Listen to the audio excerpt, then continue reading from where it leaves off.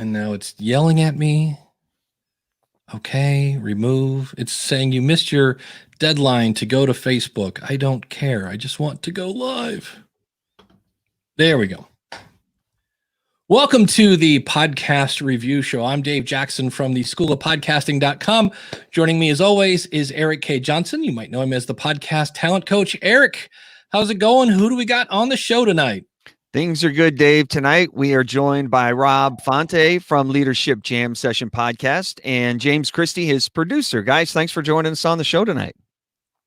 Thanks. It's great to be here. Rob, when did you know you wanted to start a podcast? Well, it was actually James, my producer, who really talked me into doing it about last fall. Actually, it took him several months to convince me to do it. And I finally crawled out of my cave and evolved with the real world and decided to launch the podcast last fall. I think we did it in October. What was the biggest hurdle? What was stopping you? Probably the unknown. And it was really more around my lack of awareness around podcasting. And it took me a lot of time to just research it and really just take that first step in doing it. Got it.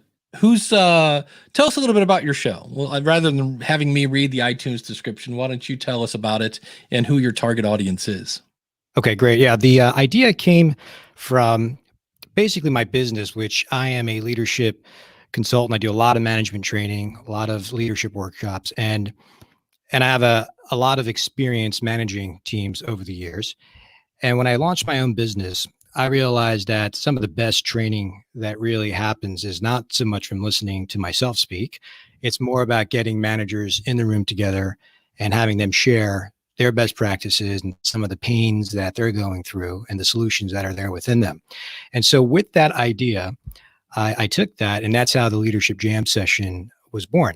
Right? If you think about it, musicians, every time, some of the best music that was ever created was when musicians get together and just jam.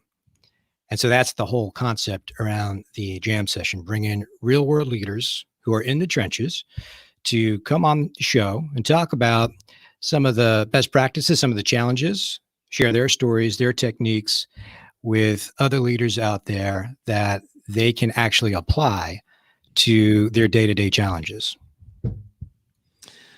James, go ahead. I was just going to ask, who is the ideal target listener? Who is the one that you're really trying to instill some of this knowledge into? Is it the brand new manager leader, or is it the C-suite guy? Yeah, so it's a great question. It's really all levels of leadership. Anybody who's managing people, including those out there who I think are arguably one of the most important groups, the emerging leaders, the ones that want to become managers one day, where they too can learn a great deal about managing people before they ever even take over a team. So it's really for any level.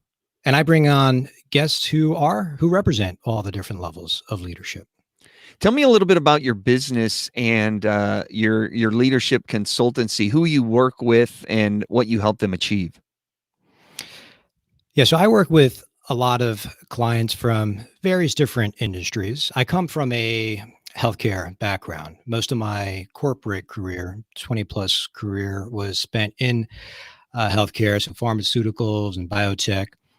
And really, I work with, again, all levels of leaders, and it doesn't really matter what department they're from, whether they're IT, research, sales. That is pretty much my participants that really come to my workshops that really help them understand how to better manage their people. And again, regardless of the level, a lot of the concepts that we focus on really apply to all different levels. And then James, obviously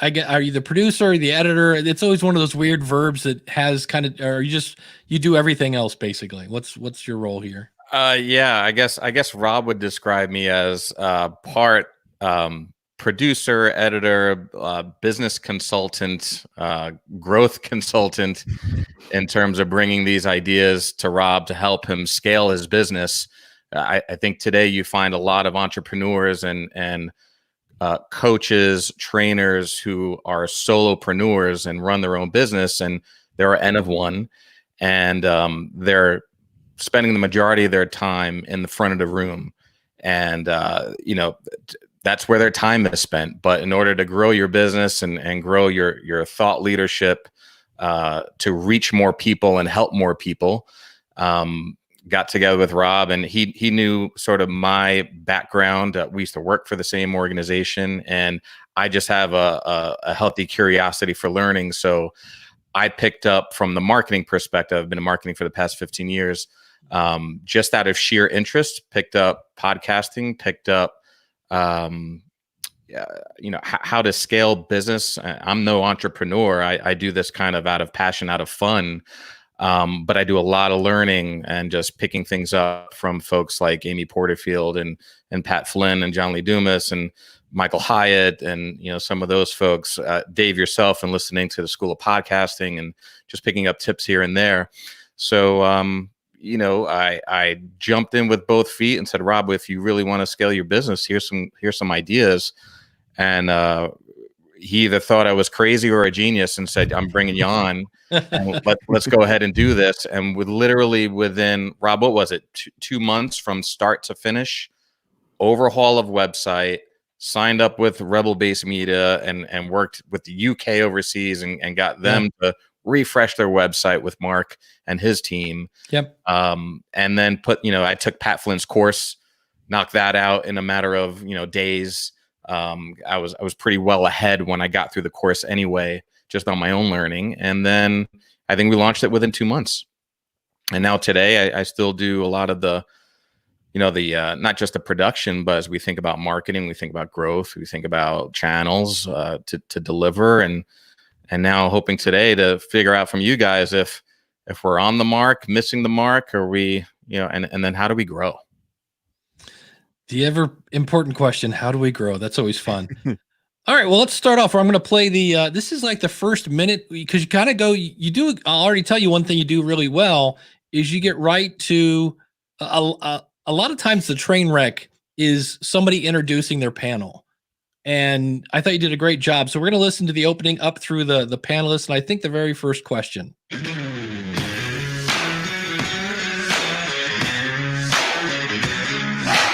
You're listening to the Leadership Jam Session Podcast, the place where you'll get to hear leaders at all levels of management share their practical solutions to the management challenge you face every day. So let's get ready to jam. I'm your host, Rob Fonte.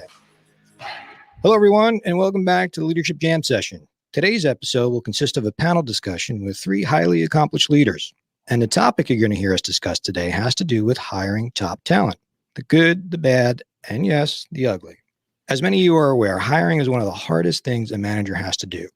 So I hand-selected 3 leaders who I know have great track records in building high-performing teams.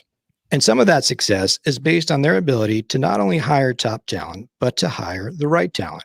So take a listen, as I'm sure you'll walk away with some helpful tips that you can apply the next time you hire someone. So let's take a moment to introduce our panel of leaders. Our first leader is Paul Johnston, who is a regional sales director with 12 years of management experience and almost 30 years of healthcare industry experience. Paul, welcome to the Jam Session. Thanks, Rob. Hey, congratulations on your new podcast. This is awesome. Thank you. Appreciate it. Our next guest is John Fisher, who is a regional business director with 8 years of management experience and over 20 years of healthcare industry experience. John, welcome to the podcast. Hey, thanks, Rob. Thanks for inviting me here. I'm looking forward to this. And also let you know that if you hear me called Fish, I go by also.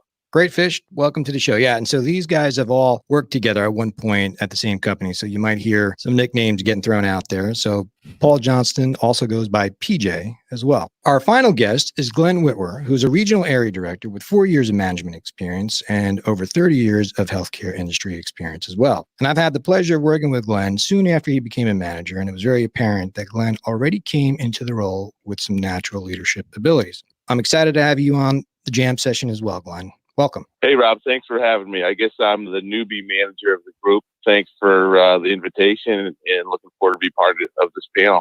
And as far as we know, you don't have any nicknames. It's just Glenn, or at least any nicknames that you want to publicly make aware. Right.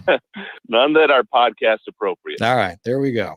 All right. So you guys ready to jam? Let's do it. You bet, Rob. You got it. All right. So let's jump into this. Perhaps you guys can share a best practice or one successful interview technique that's worked well for you. Fish, why don't we start with you? So what I liked about this clip is let me get this off the screen. There we go. What I liked about this is the show comes in, got a little intro music, you explain what it is, and I see so many people turn introducing your guests into a giant train wreck because the guests think they have to be funny or entertaining. And it's always like, hey, Rob, what's up, dude? Because I don't know what to say here. And it's like, and it was just like, here's my guy. Here's why he's here. 80 millions of experience. Thanks for coming on the show. Thanks, Rob. Glad to be here. My next guest, and I was like, oh, wow, this right there. I was immediately like, well, these guys are prepared. They actually know what's going to happen. And nobody's trying to, do their best Oscar the Grouch imitation because they think it's funny. So, and then you got right to a question, and it was a good question. It wasn't like, so what have you guys been up to? What's the weather like in your state? It's like, when I heard they were going to, there's a company that's going to start turning Zoom calls into podcasts. And I'm like, oh, great. We're going to have the first 10 minutes being, can you hear me? Is this on? That's going to make a really entertaining podcast. So Erik, what were your thoughts on the intro? I thought the intro did a great job of describing who the show's for and what they will get by listening to the episode. I like the music at the beginning. It sounds like a jam session, which was pretty cool. I thought the intro needs a little bit about you, Rob. Like, who are you? What's your expertise in this niche? Why should we pay attention to what you have to say? Like, you come in and like, hey, welcome to the show. Here's our great guests. But you're just kind of set up as a moderator, and we don't know a whole lot about you. If you want to use the podcast to build your brand and grow your consultancy and demonstrate your authority in the space and your expertise, give just a little nugget up front there about how long you've been in leadership, or how long you've been coaching leaders, or something that gives us a reason to go, oh, okay, Rob knows what he's talking about. We should probably stick around and listen to what he has to say. So I think the intro needs a little bit about that. I love the panel format of the show, of this one. And the suggestion I'll give you, and that we'll get into a little bit later, here at the very beginning, I love the way you introduce them. I love the fact that they come back with a nice little quip, but it's not very long. And then you get into the question, but you call them out by name. You call out, Fish, let's start with you. And so when Fish starts talking, we know that voice is Fish. A little later on in the episode, you randomly, the guys will just start talking. And since we know you from listening to the show, but we don't know the other two guys, we aren't really sure who's talking. And that takes a little bit of setup at the beginning. Like if I was running my podcast and I had the three of you on, I would say before we started recording, I'd say, James, if you want to talk, just kind of raise your hand a little bit so I can see that you want to talk. And then I would ask the question, or I'd say, James, what are your thoughts on that? And then James would talk, and I would be able to say, oh, that's James' voice as a listener. Or Dave wants to talk. Dave would just kind of raise his hand. And then I would say, Dave, what are your thoughts there? Or do you have something to add? And then Dave would chime in. That way I can put a name to a voice.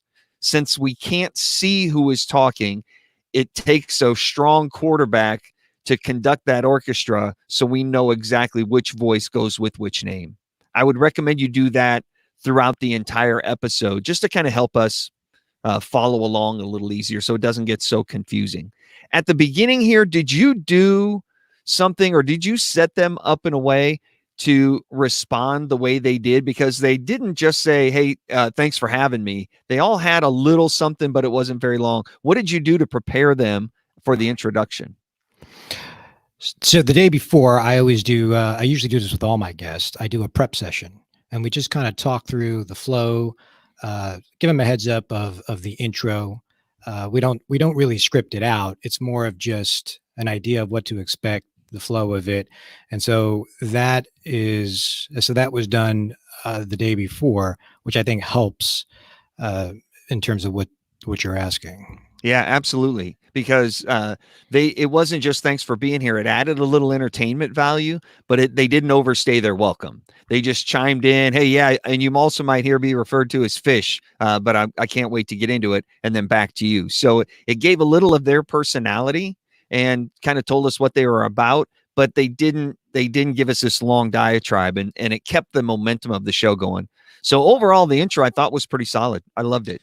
Yeah, I love the fact that the third guest, you're like, you don't have any nicknames, do you either? And he's like, none. And because it was so professional at that point, I was like, wow, this is like, meet the press kind of thing. So when that got injected in there, I was like, okay, we can have fun here too. We're going to learn.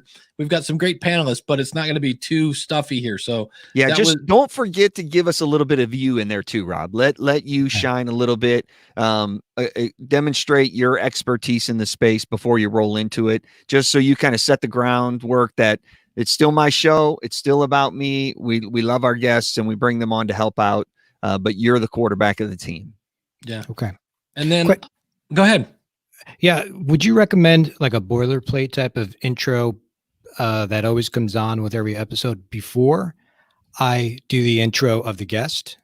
Well, you kind of had that the whole. No, I'm talking about myself. Yeah. So when you go into it, I don't think I brought the sheet down. So you go into it. Here's what the show's all about. We talk about leadership. We're going to talk about their problems and how you can use their expertise to solve your problems as well. And then right after that, just say, I'm Rob Fonte. I've been in leadership roles for yada, yada. I've been helping leaders adjust their strengths and weaknesses and overcome their hurdles for the past 14 years.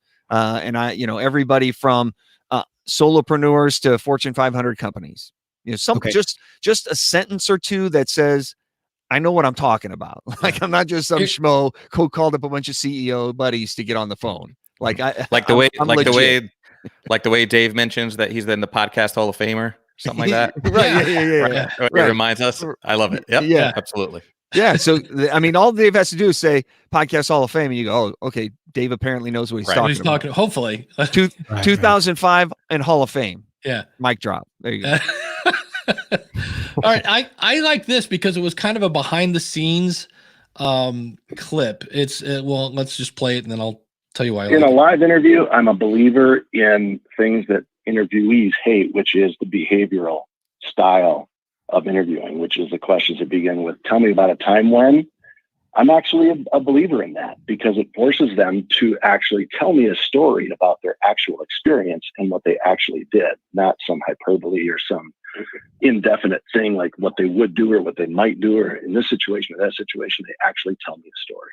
So my now ex-stepson about 5 months ago was going on job interviews. And through this whole time, I was like, oh, if I'd known this existed, I would have said, listen to this, because there was so much behind the scenes of what the other guy on the interview table is thinking. And I was like, wow, okay. It really, for me, as much as it's about managers, it's about like people that are being interviewed. I'm like, this is what that guy is thinking about. And so I just love the fact that it was like, wow, this guy's peeling back the curtain and I'm getting information that I can't get other places. So yeah, I thought you did a great job getting these guys to tell stories and really give us information that we can use. A little later on, he gets into you can't interview for crazy. And I thought that was awesome. Like all three of these guys tell great stories. And I thought that question there in particular gave your listener some useful information that they can actually take back to the job tomorrow and use in their next interview process. And then you did a really good job of either summarizing what somebody said or making sure like everybody was involved with the conversation. So here's a quick clip. Yeah, that's an interesting thought. I mean, I know there's managers out there that take the opposite approach. They take joy in trying to intimidate or make the candidate very uncomfortable. I'm not sure that's the best approach, but I do know that there are two schools of thought out there. Fish, what do you think? And what I love about this is it would have been a really boring show if it was like, how do you conduct interviews? Oh, I like to intimidate the crap out of them. How about you? Me too. Me too. Me too. All right, next subject. So it was a nice discussion going on. And I just thought it was a cool that you kind of, all right, let's summarize what we've heard already. And now kind of restate the question a little bit. There are two schools of thought, and now we're going to go to a tiebreaker and let Fish break it. And I just thought that was just a cool transition of keeping the conversation going, but yet keeping everybody else involved. Yeah, if you all have the same opinion, then the other guys aren't even necessary to be in the conversation. If there's not a little bit of friction there and opposing point of view, then there's really no reason to have a guest or a co-host on. And I think you do a nice job of that throughout this particular episode. There were a couple times where the other guys were like, "Oh, I never thought of doing it that way," which if we're turning seasoned execs on to how to interview, obviously the new guy listening to the show is going to get a lot of great pointers. Right. Yeah.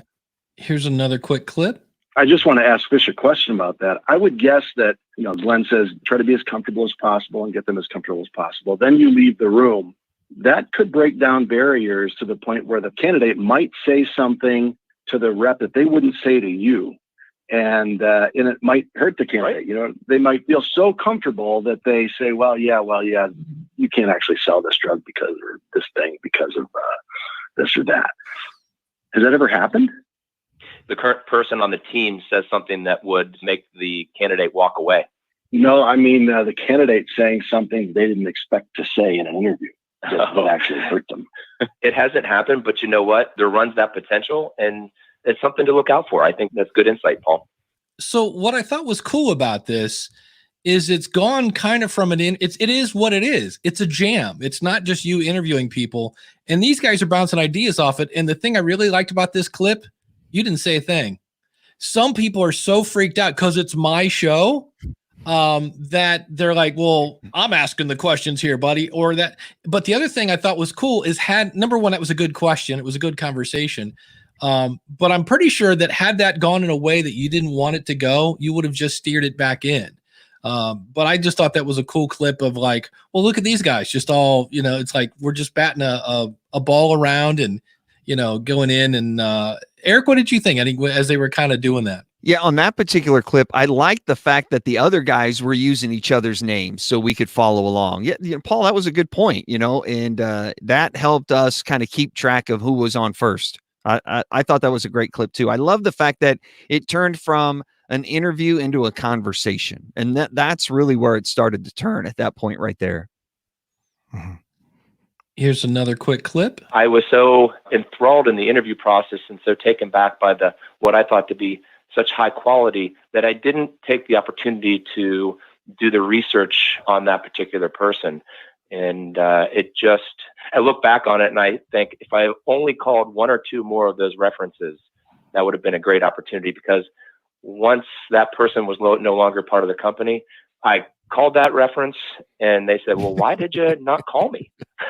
Because I could have given you the heads up. And I think to myself, probably my biggest mistake, and something I'll always do if there's something on the borderline there, I definitely take an opportunity to call a reference.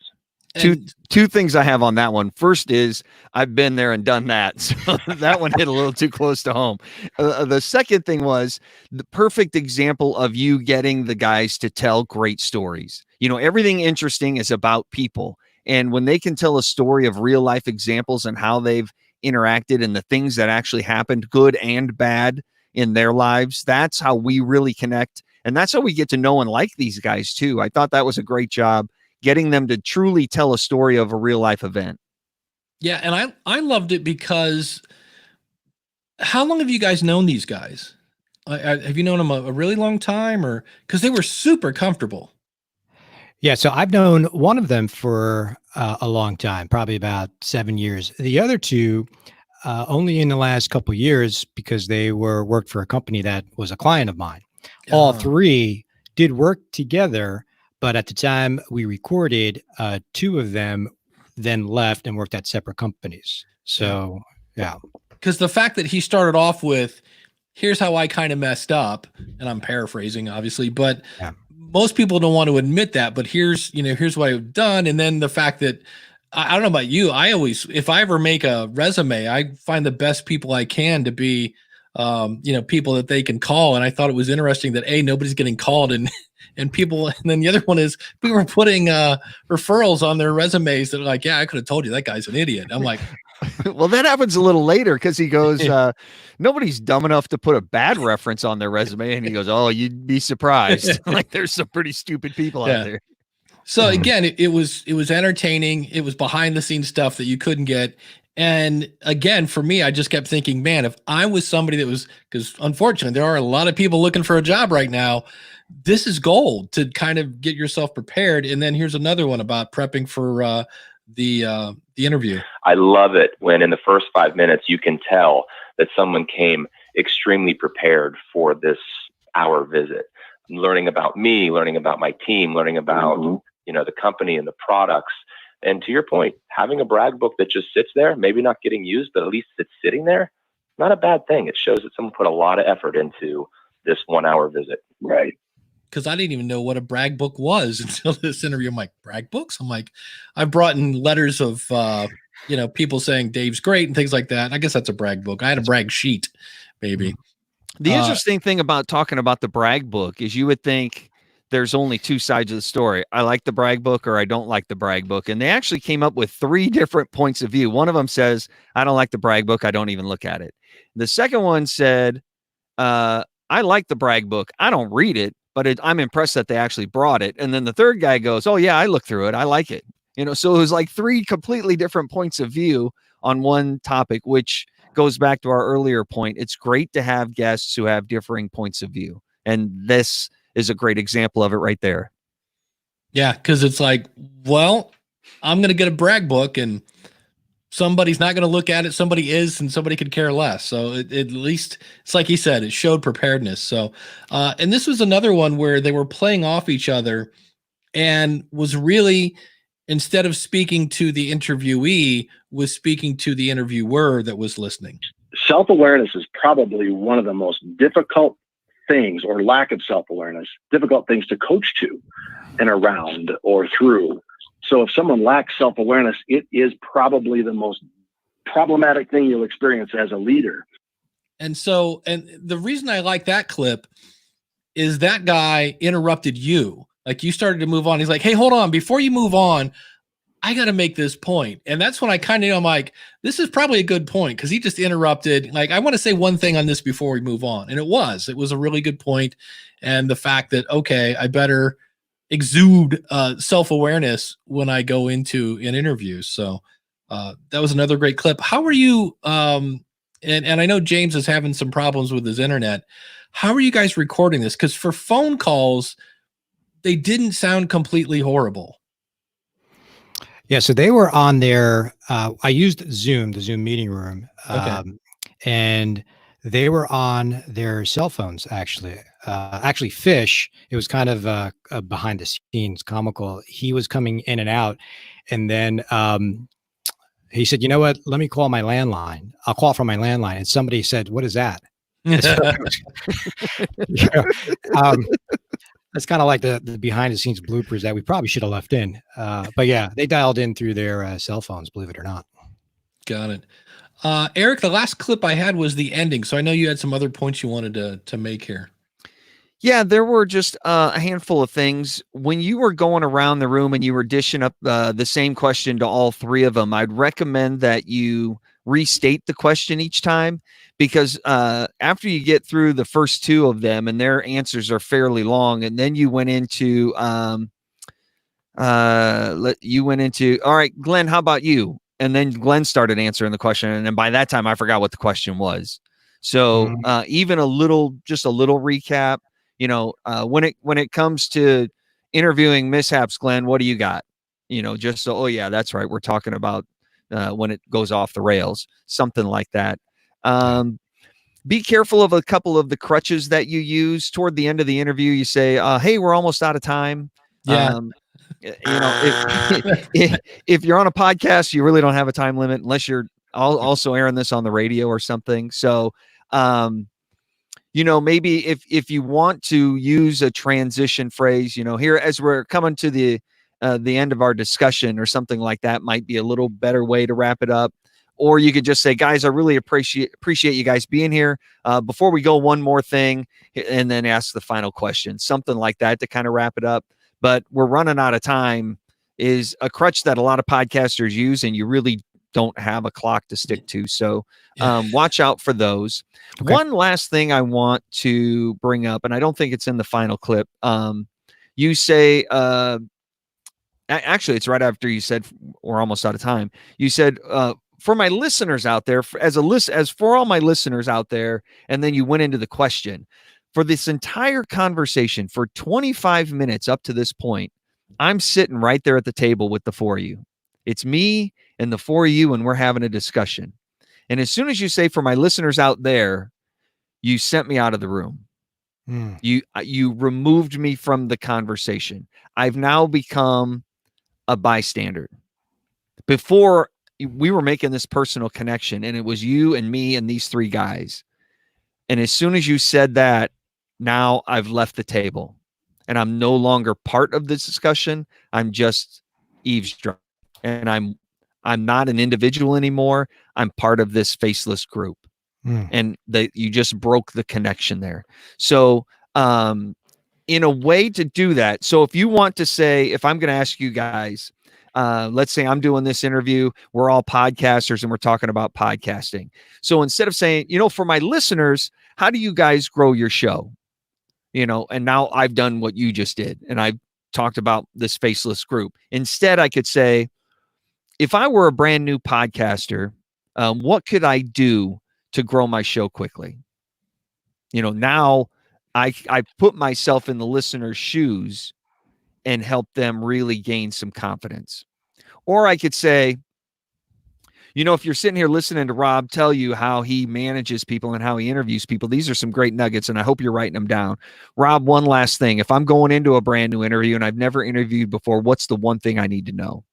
So I'm talking to my listener, and then talking about you in third person, and then I turn back to you and ask that last question.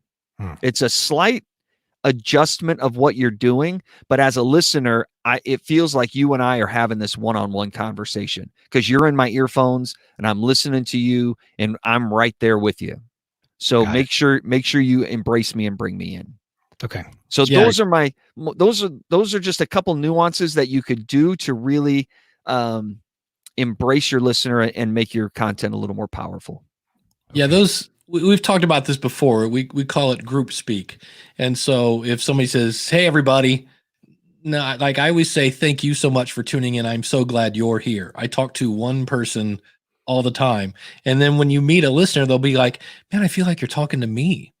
The other thing, I was looking through your list of episodes. Do you do any solo shows? I do. Okay, In good. fact, the majority of them are solo shows. Okay, it's actually, believe it or not, the hardest part about doing panels is getting everyone's calendar coordinated. Yeah. Boy, do we know that. Yeah. Yeah. So, because I always say when you do interviews, it grows your network, but when you do a solo show, you grow your influence. And again, just talk to one person and they get to know, like, and trust you. And that's really what you want when you're trying to, grow your services. So here's the final clip. So unfortunately, we're out of time. But on behalf of my listeners, I want to thank you guys for coming in and jamming with me. And I have no doubt many of my listeners are going to walk away with some real valuable tips that they're going to be able to apply immediately when hiring candidates. So once again, thank you for coming on and jamming with me. Thanks, Rob. Thanks, Rob. It was a blast. Yeah, Rob, this was great. Thank you. Thanks so much for listening in today. If you're enjoying the podcast, then click the subscribe button, leave a review, and I'll talk to you soon on the next episode of the Leadership Jam Session podcast. Erik, we finally got somebody to do it. They did. There wasn't 17 things to do there. There was one call to action. We always say it's hard to do one call to action. I'm fairly horrible at it. But it's hard because by the time you say, follow me on Book Chat and Link Face and blah, blah, blah, and do this and ding the bell and subscribe, your audience is like, wait, what? Wait, what? So it's great that you had one call to action. The part of me that I was kind of like, well, that was cool. And then we're going to look at your website. There are a couple things you could do here to promote your website, even if it was just welcome to, the Leadership Jam brought to you by the Sardo Group. That just a little blurb to like get your brand out there. Like, what's the Sardo Group? I don't know. Let's ask Uncle Google. Or you could even say, thanks so much for listening. I agree. I like the single focused call to action. That was my positive and my takeaway from that close. The drawback of the close is it did very little to connect people with you and allow you to further the conversation with those folks. You might just adjust it a little bit rather than saying subscribe and leave a review and we'll talk to you next time. You could say, hey, find out how to subscribe and how you and I can work together by visiting leadershipjamsession.com or Sardo Group or wherever you want to send them. But you can have that information on the website. So the one call to action is go to the website. But they get over to the website to find out how to subscribe to the podcast. And then they realize, holy cow, look at all this great work Rob does. And so I'm over here and I'm finding out like all of your services, your management training and your coaching services and your leadership development program and your blog and all of this great stuff that's on your website. But you can still have that single call to action. Hey, I'd love to have you subscribe. Leaving a review, it's not going to do a whole hell of a lot to grow your audience. Tell your mom to listen. It's probably going to grow your audience faster than go leave a review. Yeah. But, find out how to subscribe, head over to the website, and you can also find out how we can work together. It's all over there at leadershipjamsession.com. So the way Dave was saying, you grow your audience by interviewing people, you grow your influence by doing solo shows.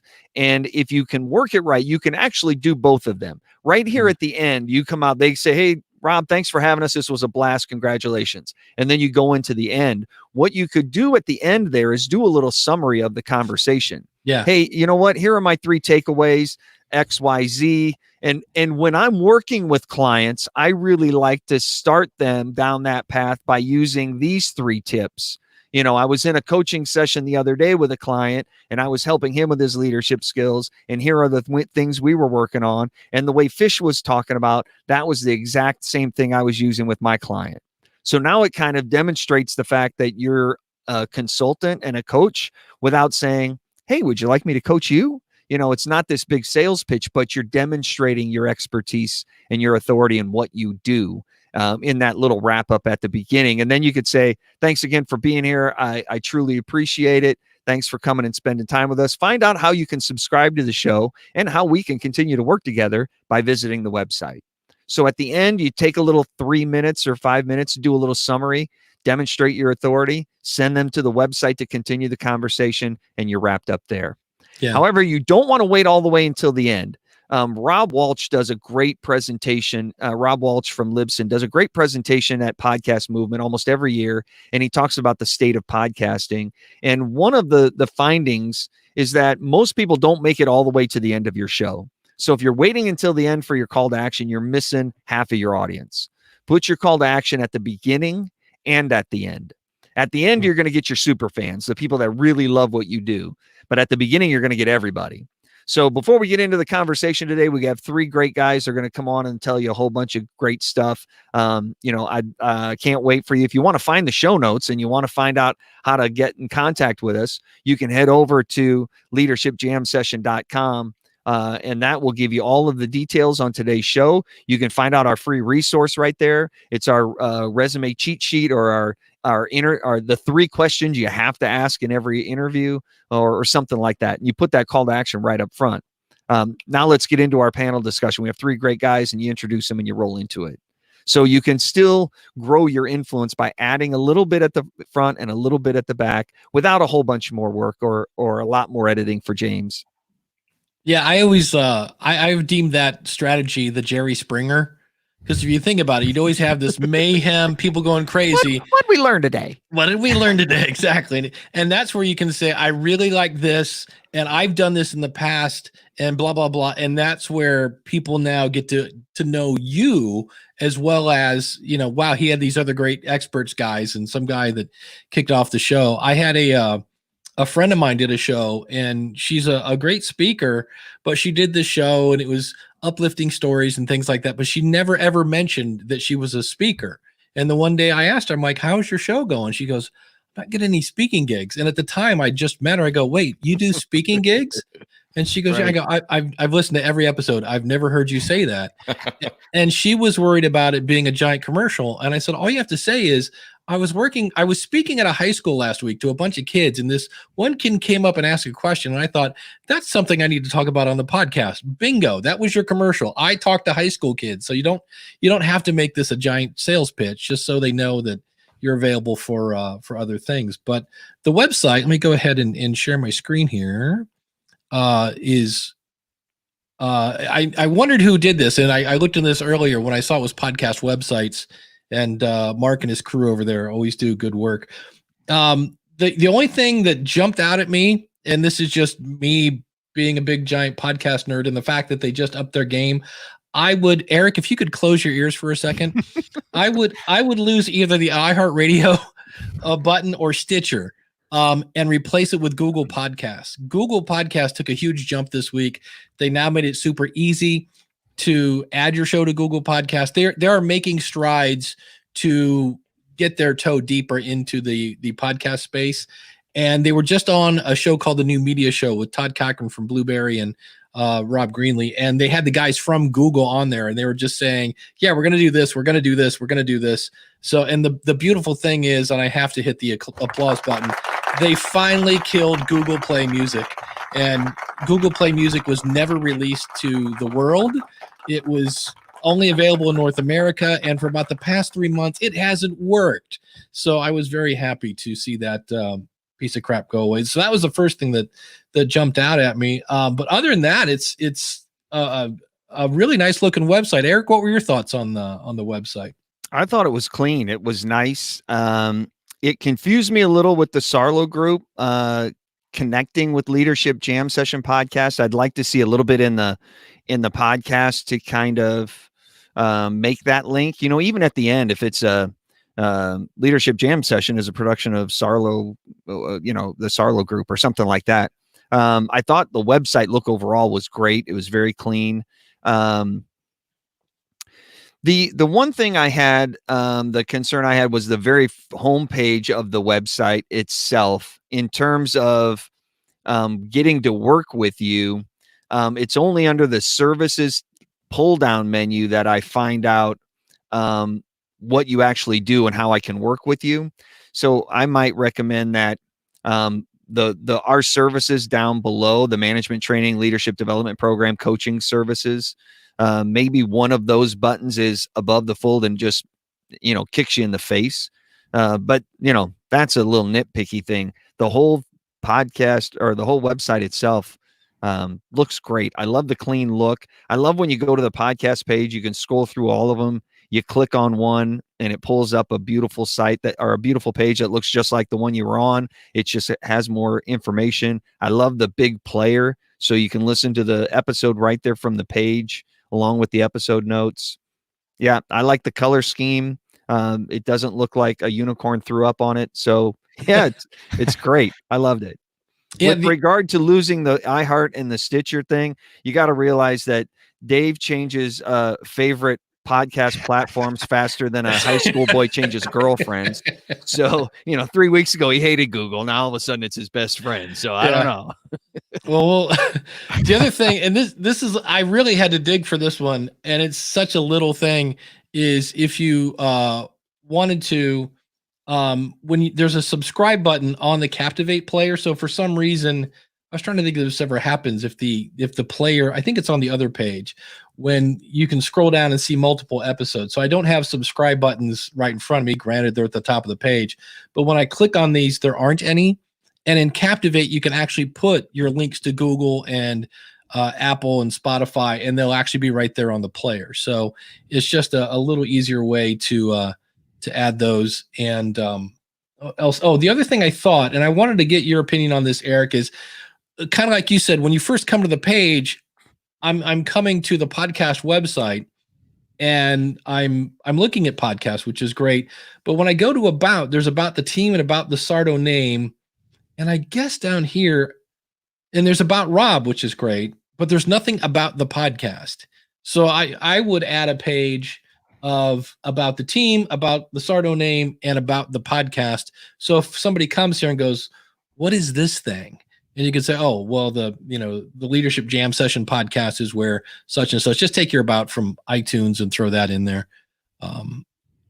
That was really, when I looked at it, I was like, that's really about the only thing I would add, because you've got a great get in touch, which is you've got an about page, you've got contact, you've got your services, and that's when I said, well, wait a minute, this is part of the Sardo Lido group. I'm like, somehow I would try to work that, even if it's just, today's show is brought to you by the Sardo Leadership Group. Find it at sardoleadershipgroup.com. And people may not even realize that that's you. They'll be like, oh, this guy's cool. He's got his own sponsor already. So, I've seen people do that, and then you go over like, hey, wait a minute, that's him. That's not a sponsor. But all in all, I thought, and that's when I saw that this was podcast websites, and I was like, well, that explains that, because Mark's got a great team over there. Yeah. And but all in all, like I said, I was kind of scrounging of I'm like, well, I got to find something here, and that's why I was like, oh, okay, subscribe buttons, and there's no about page. But other than that, your show notes were great. You've got the bullet points of what's in it, so people can decide whether or not they want to click on play. So, I love the key takeaways of the show notes. That it wasn't really long. You could find a handful of bullet points in there. You might link. I'm just looking at episode 16, the latest episode here. You might put some links in there on how to connect with the individual you're talking to or about. Something like that, just to make it easier to find them. And that way in the episode, it gives you another reason to say, if you want to connect with Fish or PJ, head on over to the show notes and in episode 7, and you'll see all their contact information right there. Any questions for us as we start to wrap up?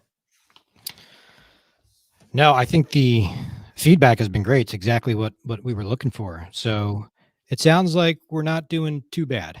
No. The show is solid. Yeah, I like the show a lot. You did ask in your intake form about growing the show.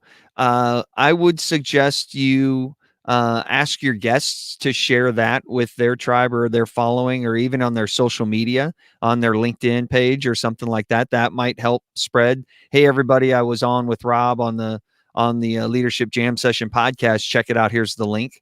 That'll help you grow a little bit there. Get listeners to spread the word. Hey, if you love what you're hearing, invite a friend to come along, or, turn one of your leadership buddies onto it. You got a CEO friend that could use this, send the link to them. We'd love to tell them. The biggest way you could do it is find ways to get on other platforms and get interviewed regarding your expertise and what you do on the show. Find other podcasts to get on, guest blog, articles, interviews, wherever you can show up and get in front of a crowd. And when if you're doing any public speaking, you can say, you know what, the other day on my Leadership Jam Session podcast, I had a chance to interview yada yada, and we talked about this very thing. And you can just kind of drop subtle hints like that here and there in front of audiences. But anytime you can get in front of somebody else's audience, it's going to help your show grow quicker. Yeah, and when it comes to guests too, it's not enough to say, hey, our episode's out. Thanks so much for being on. If you could share it with your group, give them a link. Here's the link to share. If you've got a graphic person that could make a graphic for it, here's anything you can do so that they don't have to think. All they have to do is copy and paste. Yeah, if you can write the post for them, it makes it so much easier for them to share it. Yeah, because that's when they're like, oh, yeah, I'll share it later. And they think I'll have to write, I was on the, Leadership Jam pod. And they're like, no, here, just copy and paste this. They're much more likely to do it because they all want to. It's not that they hate it, but it's like, I'll do that right after I get my coffee. And you're like, And a lot of people want to know how many downloads they should have. Is this a good number? And it really depends on your niche. You don't necessarily want a large audience. You want the right audience. I'd rather have 200 diehard fans that love everything I do than 1,000 fans who don't even remember my name. Like, it's not going to be effective. If it's a large audience that could take it or leave it. You want the right people there. And when you're in one of the big 3 niches, which are money, weight loss, and relationships, you're going to have a much larger audience than if you're in a small niche audience talking about podcasting or fishing or Jeeps. You know, your audience is relative. So there isn't really a right size or a right rate of growth. It just depends on the quality of listeners you have enjoying the show. I think the one of the best answers I've heard on this, and I can't remember his last name, Jeff from Lead to Read, or Read to Lead, and he said it's kind of like asking somebody, "Hey, I'm out running track now. You know, I'm going to run a mile. I ran this. You know, I just did a 7-minute mile, or I just did a 19-minute mile. Is that good?" And you might say, well, you know, a 4-minute mile is really good, but it kind of depends on where you're coming from.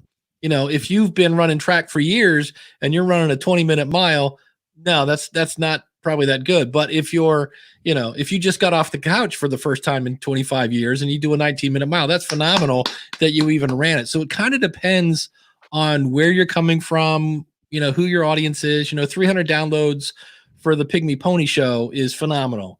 300 downloads for the We're All Fat Show is dismal.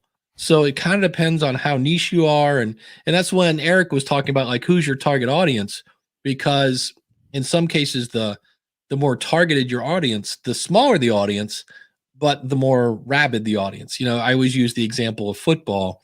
You know, we could do football and it's college and it's the NFL, or we could do just the NFL, niche it down a little bit. Okay, now is it just the West Coast, or okay, let's go East Coast. All right, is it I live in Ohio. Our teams suck. I don't watch any of this stuff. But you know, if I find use the Browns. Yeah, if I finally get it down to the Browns, you know, I'm going to have a much smaller audience than the Patriots. But you know, the people that are listening are diehard fans. So sometimes if you can kind of really determine who your audience is, that also helps you dictate what's going to be on the show. But just because your niche is tighter does not necessarily mean your audience will be smaller. Right. For instance, if I'm a brand new leader, let's say I've been in management for 18 months and I'm just still trying to figure it out. I've only interviewed like 4 people in my life because I'm in a small company, and I'm listening to you, and you're targeting all managers. And sometimes you're getting in there saying, well, you know, if you're hiring for your division, and you know, the 3 senior VPs of that division are interviewing for salespeople, I, as the new small company manager, I'm going to go, this is way, this doesn't even affect me. Like this doesn't relate to me at all, because we're talking Fortune 500 companies with divisions and 3 senior VPs. It's just me and the guy that owns the company, and I just interview people and hire them. So when you know exactly who you're talking to, like let's say you're talking to a middle manager who oversees a team of 12 people, and they hire on average 3 people a year because they have high turnover, and you know that's your audience. When you're interviewing Fish and these guys, and you're saying, yeah, but if I'm going through like 3 interviews a year, and that's not very many, considering, you know, my sales team hires half a dozen people every month. If I'm going through and I'm only hiring 3 a year, how do I develop some sort of routine? You know, so now I'm asking the question that my listener would ask, because he's that new 18-month manager. Where if I'm just trying to create questions that any manager would ask, sometimes it pertains to my situation and sometimes it doesn't. So it makes your content more effective when you know exactly who you're talking. Now, if I'm saying, yeah, but how do I get into a routine because I've only been in it 18 months, that doesn't mean the guy that's been in it 15 years doesn't need that same information. It just means it doesn't have the same bow tie on it that it does for the brand new guy. Sure. Yeah, that makes sense. James, any questions we could help you with? So I don't know if you guys noticed, but I had a couple of internet issues along the way. So just a couple. A couple of things. I'm not sure if I missed it or not. So I apologize if I sound redundant in any way. But when we think about Rob's area and his niche, and Rob and I just had a discussion this morning about the ideal customer avatar and who should we be honing in on, because we have some other ideas about some other products and things that we want to deliver, right? So we talk about emerging leader as one of the customer avatars that we know we want to focus on, and probably the core. We're still kind of deciding on that. But when we think about the podcast, our question is, if we niche down to the emerging leader, and there are other folks that we want to also serve. So there is the C-suite and the V-suite, or the directors, or, the second line managers, in addition to the first line managers. We're starting to find ourselves thinking about, well, how broad do we get and still stay within our niche of leadership without becoming the Reed to Leads or the Daves to Hoiaks, or with going way too broad and talking about too big of a pie in the sky about leadership, and in terms of big culture, big organization culture, and other big topics. Like, we're trying to figure out, where is that line so we don't cross it too far and alienate the emerging leader. But there's a lot of other folks that still need some of this content, because at the end of the day, a lot of the fundamentals are carried across. And Rob, if I'm mischaracterizing anything, let me know. But we just wanted to get some thoughts on that. So let me rephrase it a little bit and make sure I'm understanding it right. So your ideal avatar would be that emerging leader, that person that's new into leadership, trying to learn it. We want to create content that's impactful for that leader, but we don't want to alienate the other leaders. Is that kind of what we're looking to do? I mean, it's to an extent, right? So, we don't want to alienate other people, but we're not solely focused. Rob's not solely focused on the emerging leader. It's just, it's a heavy part and parcel of what is going on here. But when we think about, where do you direct and the concentration of content, how should we be thinking about this? Should we think about who needs it most? Should we be thinking about it as it is a broad group, so it should be okay to try to cater to the larger group here? Yeah. So my suggestion would be, if you're looking to use the podcast to drive the business, let's start with the end in mind. Who are the ideal clients we're looking to attract, and who do we want to demonstrate our expertise and authority to? Who is that person that we want to use this podcast to bring into the business? That's the avatar. That's the person we want to target. Now, if you want to build your business around emerging leaders, and those are the people you want to coach and lead, then that should be your avatar. If your bread and butter are C-suite executives, that should be your avatar. If it's middle level managers, who are division leaders and they have 6 managers under them, then that should be the avatar. So let's say we've decided that our avatar is going to be emerging leaders. Now, the conversation you had today on this episode we reviewed, where we talk about interviewing, appeals and applies to every level of leadership when they do interviews and they're hiring people. But you can frame the conversation with respect to the emerging leader. So if you're saying, hey, when I was, it's hard to interview for crazy, right? How do you figure out if the guy's crazy or not before you go into it? And here's the mistake I made when I was an emerging leader. And when I was just getting into the business, I neglected to call references because I didn't feel it was important. Now, you're still creating content that's appealing to the C-suite on down, but you're really framing it for that emerging leader. You're framing your answers and your content with respect to that single individual. So it can still be content that everybody finds useful. It's just packaged in a way that makes it most useful for the avatar. Got it. Would I don't know if this would work. Could you interview, I'm trying to get everybody involved. Could you interview a C-suite manager to give tips for the up and coming manager? Yeah. So what you could do, Dave, is you could say, okay, when you become a C-suite executive, you're going to need to learn A, B, and C. And the best way to learn A, B, and C is to do this, that, and the other thing. On your path to get there, make sure you have these 3 elements or these 3 skill sets as you're developing your leadership skills. So you're helping the C-suite executive figure out what they need to learn today and where they can learn it most. But you're also helping the emerging leader visualize the future. Yeah, because I thought if I could interview a C-suite manager. Now I'm networking with this one type of audience, but I'm talking to the other type. Like I'm using, instead of specifically designing a show for C-suite managers, I'm going to use them as the source of content to talk to these other people. So I'm growing my network, and these people might go, wow, this guy really knows this marketing stuff. Maybe we should hire him for our company. But at the same time, maybe getting content for the up and comers. I thought you might be able to work both angles of that. And that's where I don't know quite enough about C-suite managers to know exactly what I'm talking about. But that's why I said, would that work? If it comes down to it, let's say we decide emerging leaders is our target market. We can filter our content to make sure it is appealing to them while not excluding our other markets. So like, how do you get your first management gig is probably not a topic that we want to address on the show, because then we're going to alienate the upper level managers.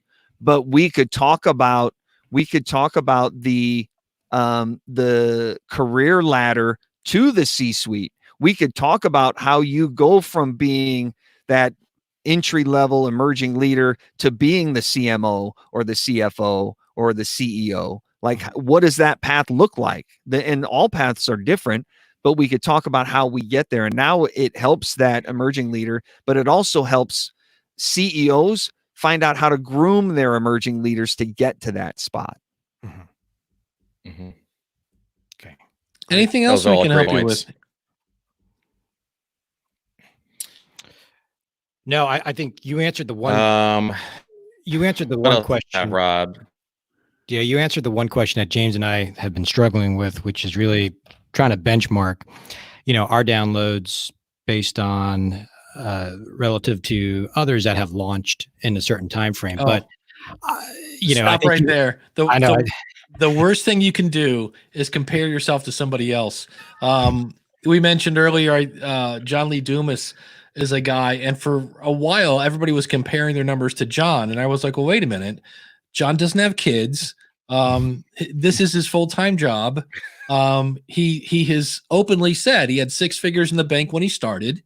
I go, this guy a lot of money to launch and grow his show. Yeah, I go, and granted, you got to have talent, and he's, he didn't buy his way to the top, but he's hitting from a different set of tees. And I go, meanwhile, let's talk about you, Mr. Podcaster. Well, I've been married for 17 years. I'm getting ready to take Johnny Jr. to the soccer practice. And I'm like, you are not, this is apples and oranges. You can't compare those two. And it's like, yeah, we would all love to make, 600 grand a month. But I've seen people literally, they'll be like, I can't believe I have 400 people listening to me. That's 20 classrooms of people.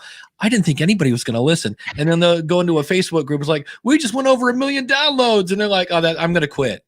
I'd never forget about it.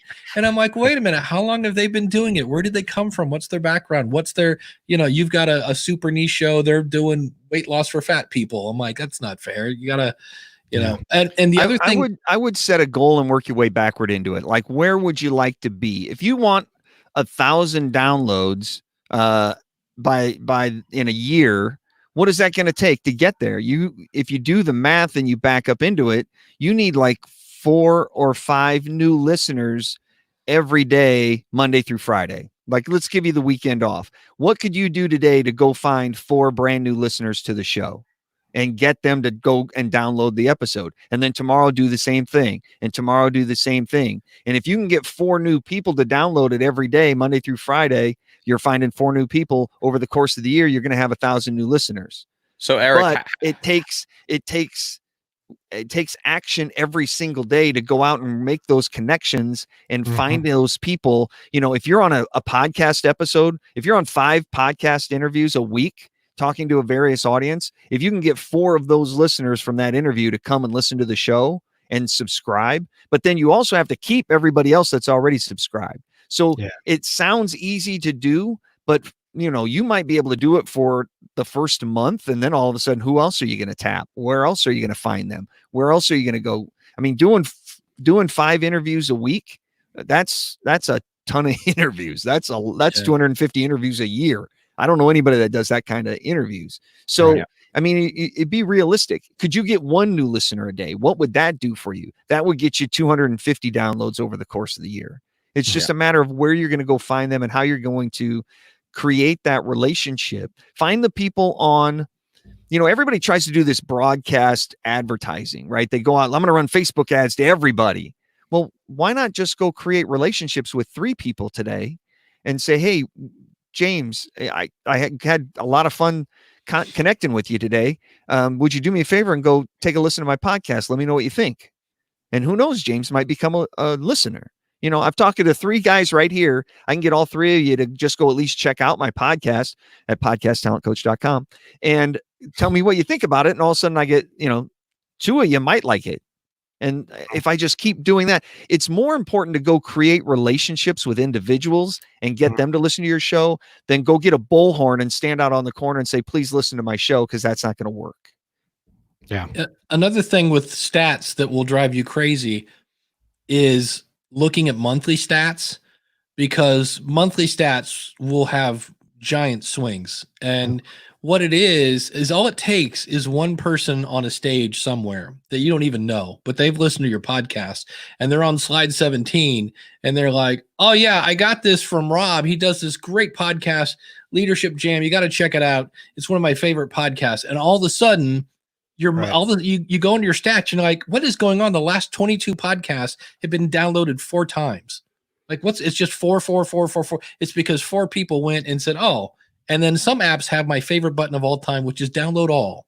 And they just all of a sudden you get a huge spike and you have no idea why. That's the thing that's kind of frustrating about it. So I always I say pick a whatever interval you want. I'll go in and I'll look at the first 7 days of a podcast.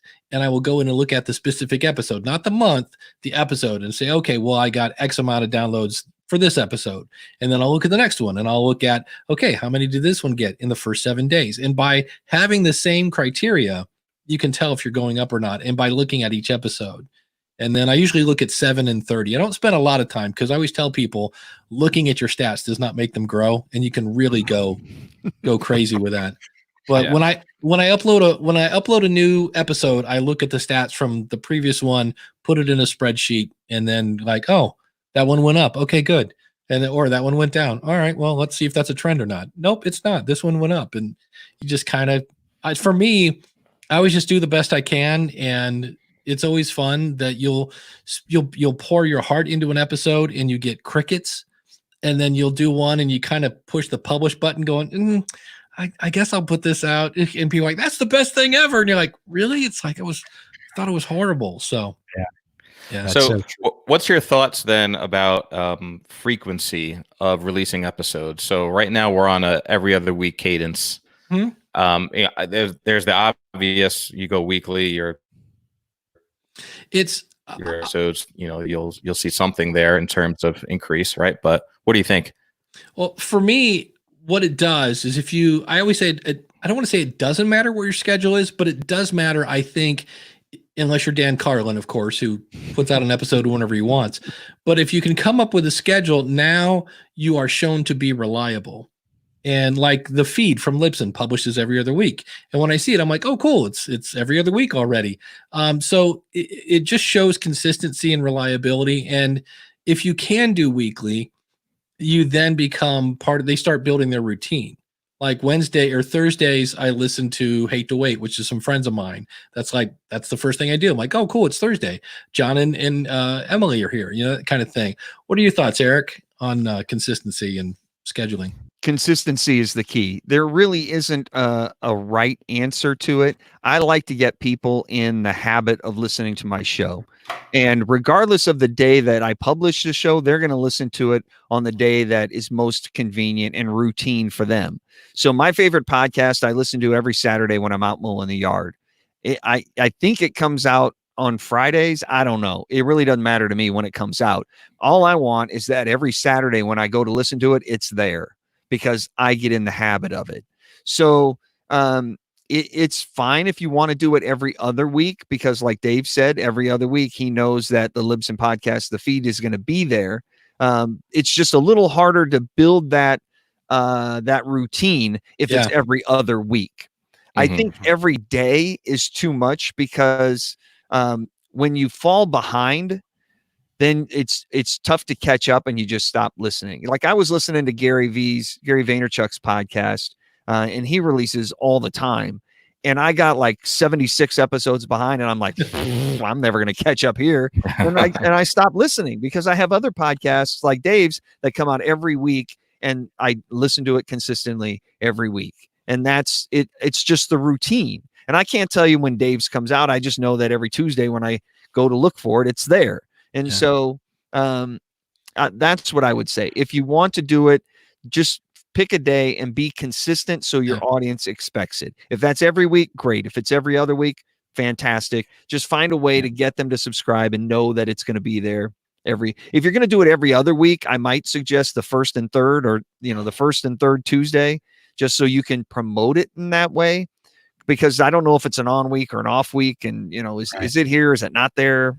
Yeah. You also, too, when it comes to scheduling, you can't. There's work-life balance. There's sometimes there's these pesky things called customers that get in the way. It's like, but also one of my favorite shows, and I'm not going to say them because what I'm going to say isn't very nice. They went from doing one show a week to two. And it's kind of like when you have that nice 8-ounce glass of Kool-Aid and then you dump an extra 8 ounces in and you go, wow, this is watered down. Like, this is not good. And so it's what was the album by Guns N' Roses? Use Your Illusion 1 and 2. Yeah. If they'd taken those two albums, they could have had one great album. And instead they had two albums that were a couple good ones here, a couple good ones there. So be careful about adding episodes to just like, I want to be weekly. I'm like, weekly, if you can make good content on a weekly basis. The problem that I have with the twice a week or the 3 times a week is I don't remember if I've listened to it or not. Like I pull it up, I'm like, have I listened to this episode? Oh wait, this is the second episode of the week. No, I haven't listened to this one yet. Like it's like, that's too much thinking. I just want to hit play and go. What about any trends that you're seeing thanks to COVID-19 and trending down and obviously in downloads, but also not just in number of downloads, but in day of the week in terms of listening? Yeah, it's used to be during the week was up because people were listening on their commute, right? And weekends were down, and it's actually a little bit gone the other way. People are catching up on the weekends now, and it's down a little bit during the week. If you want to do a business show for kids, probably go gangbusters right now. Kids, all the kids stuff, because parents are like, I need something to get this kid out of here. I've got to do some work, So I know some of the kid shows have been going through the roof. But other than that, I know Todd Cochran over at Blueberry says he hasn't seen anything. He's like, we're doing, it kind of depends on, I think, what your show is. Like some sports shows, they just gave up. They're just like, well, our season's over. And other guys are like, hey, you know what? The players don't have anything to do. We could get them on the show. And they did. So it kind of depends in some cases, I think, on your attitude. Yeah. Erik, any thoughts on that? Now, I've seen a lot of people, I've seen the interest in launching a podcast increase because everybody's sitting at home looking for something to do. But in terms of listening, everybody is out of sorts and just their routine is off. And so they're listening, not just podcast consumption, but media consumption it's a different beast right now. So it's really kind of tough to judge. Even Nielsen, who is the company that does ratings for television and radio, they're telling advertising agencies, don't look at the ratings during this period right now, because they're not going to be a good reflection of what you're buying when this is all over. So everybody knows that right now it's just crazy. So don't even bother trying to make any assumptions on what you're seeing. What I'm going to be interested to see is, for the past month and a half, all these production companies have not been producing TV and movies. And so that means somewhere along like I know on Netflix, they just bought a Waco movie, and it's like from 2018. Like there's going to be a shortage of content because nobody's making any. And so I'll be interested. I don't know if that's going to make effect or not, but I kind of look at that and go, in the same way that they're saying there might be a meat shortage because I guess we haven't been killing cows as much as we normally do. And I'm like, well, if there's going to be a cow shortage or a meat shortage, that might mean there's an entertainment shortage. And hopefully they'll then go, well, I'm going to finally go listen to this podcast thing I've never heard of. I don't know. It'd be great if that's the case, but I bet the number of podcasts consumed goes up. That's just a guess though, because the person that listens to podcasts consumes an average of 6 different shows a week. And I bet that number increases just because the content is there's not as much there. So you need to go find new stuff. Yeah. Great. But it'll be interesting to see how it plays out. Yeah. Well, guys, we appreciate it very much. This has been great for us. Yeah. You bet. Any way we can help you in the future, just reach out and holler. We'll be more than happy to try and point you in the right direction. But you got a great show, Rob. And James, you do a fantastic job producing it. It sounds great. The production value is there. Rob, I think you have a great voice in terms of interviewing skills. You sound authoritative. I could use a little more smile in your voice. I hear it coming from your guests. When you smile when you're on the mic, people hear it coming through the microphone. You have a solid show. I think the things that we're finding were just little ways to polish it up and make it just a touch better. But overall, structurally, the show sounded great, and your content's solid. Yeah, that was me. I was like, and again, the website, leadershipjamsession.com. And we normally don't say this, but to me, I was like, we could have used a little more commercials in it, promote yourself a little more in it, because you've got this great background and you just don't get that from the podcast. So that's the only thing I would somehow add, is find a way, even if it's just as simple as, I was talking to a client last week, something to let them know and like, Erik was saying, get them to your website, because when you go to the website, you're like, wait, there's a whole lot more going on here than a podcast. So thanks for coming on the show. And Erik, what's coming up with you? I'm just cranking out the episodes, doing all I can. You can find me over at podcasttalentcoach.com. Always looking for some new ideas. So if there's topics you want me to touch on, come on by and see us right there. And Dave, how about you? What do you got working this summer? I just got done. I interviewed a woman from mightynetworks.com, which is this kind of course building, built-in app community thing. And I got that from another interview I did. One of my, somebody came on and they tripled their business because they started basically a course/membership site. And I was like, okay, I got to go find out about Mighty Networks. And that's coming up in the future, as well as some other fun-filled tools I'm playing with. But if you'd like to sit in the chair where Rob and James got them all warmed up, all you have to do is come over to podcastreviewshow.com/review me. Thanks so much for listening, and we'll see you again real soon with another episode of the Podcast Review Show.